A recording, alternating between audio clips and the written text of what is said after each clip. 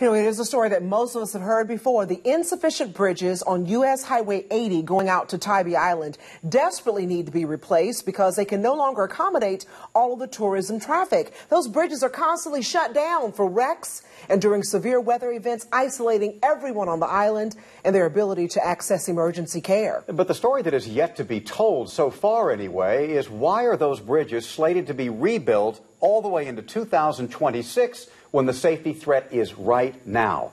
Our Elizabeth Rollins has been investigating this project for months and found out it's been buried by what appears to be a lot of red tape. When we started to follow the money and the project timeline to replace these bridges, we quickly realized that this project may be among many projects around the state that's become a victim of flawed practices and protocols within the Georgia Department of Transportation. Tybee Island welcomes more than 1 million visitors a year, filing in one by one along U.S. Highway 80. It's the only way on and off the island, and during the busy season, the very narrow Bull River and Lazaretto Creek bridges on this 5-mile stretch become a recipe for disaster. Saturday, July 22nd, 2017 was one of those days. Today, Channel 911, where is your emergency?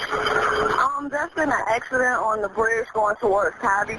In 2012, the Georgia Department of Transportation, or GDOT, acknowledged the bridges needed to be replaced because both have narrow shoulders and no emergency lanes. The Lazaretto also has structural issues. It scored a 41 out of 100. The Bull River scored a 61. Anything below a 50 can be prioritized on GDOT's list to be replaced sooner rather than later. But instead, GDOT put the $105 million project on its long-range list, which means construction would not start until at least 2026, 14 years after its priority listing. And since 2012, there have been more than 50 wrecks on just the two bridges alone. 87% of those occurred on either a Friday, Saturday, or Sunday, usually shutting down the bridges and highway because there are no emergency lanes, which means police and EMS can't respond to other emergencies on the island. Yeah, I told dispatch it was completely shut down. While first responders were busy with this July 22nd accident, Tybee visitor Karen Parker became one of these indirect victims when she started having a seizure on the beach. They kept calling 911. They said that there was a bad wreck on the road coming in, and the road was blocked. She needed an ambulance, but her only option was to be life-flighted. Parker considers herself lucky after spending time in intensive care and making a full recovery. That could have been a little child. It could have been so much worse. This federal highway is only eligible for federal funding, which means there is no say at the local level. Once Georgia receives its federal share, it's all up to GDOT to decide which federal projects can wait and which ones are funded next. And Tybee Island Mayor Jason Buelterman has been pushing GDOT to expedite this project for years. That's frustrating because what we were told just a few years ago was that construction could start 2018, 2019, or 2020. GDOT decides on a timeline after they score and select projects using a performance-based criteria, overall goals, and stakeholder feedback.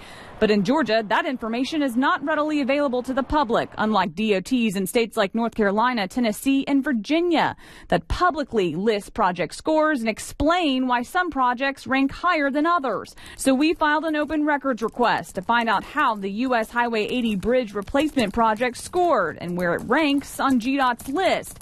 But that request is still outstanding. In our investigation, we came across this audit. It was conducted by the state of Georgia. It claims that there's a lack of transparency within the planning division. So we came here to Atlanta to talk to GDOT officials at their headquarters. We attended one of the state transportation board meetings, hoping to speak with the planning director because the audit calls out the planning division, saying, quote, projects go through an informal review process. Problems exist with documentation and transparency. The planning division lacks initial selection criteria. It lacks detailed policies and procedures, and decisions are not well documented.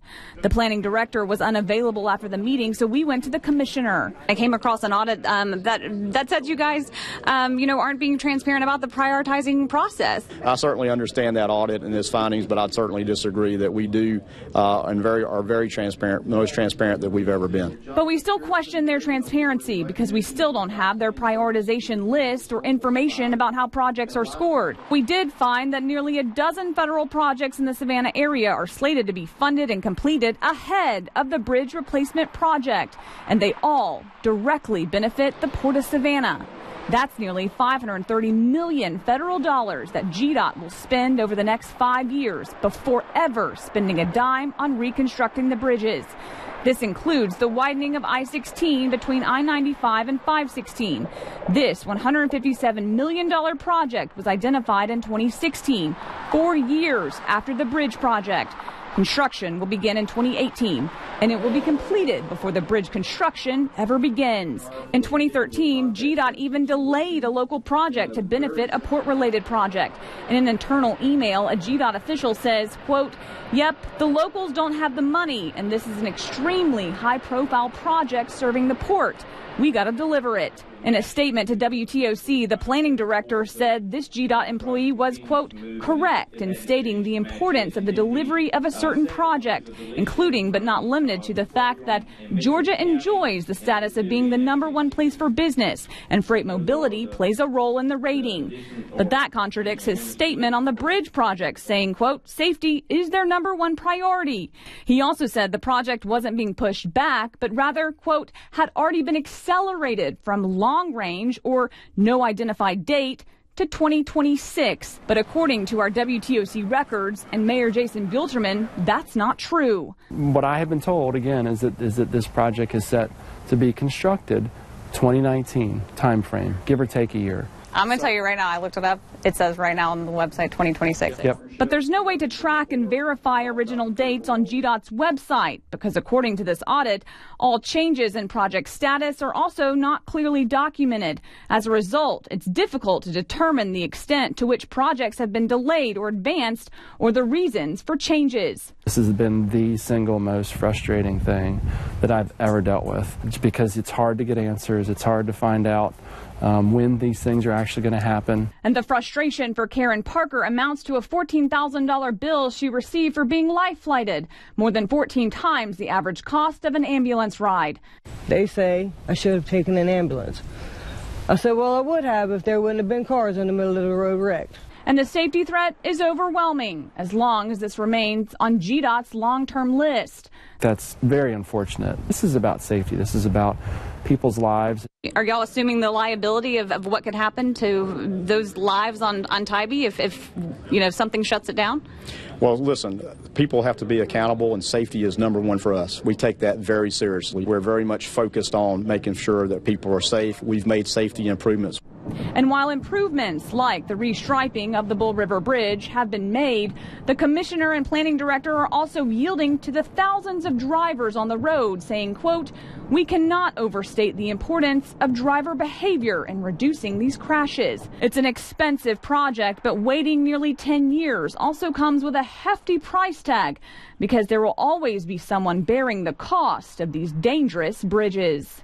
Why? Why is it not being done? If you don't want to put the money into the road, give me the $14,000 to pay for that bill. Now, again, this project cannot be funded with local tax dollars, so there's not a local say in this project. It's all up to GDOT. If you want this project moved up, you can contact the GDOT Planning Division. If you want more transparency overall within Georgia Department of Transportation, you can contact your state senator or representative.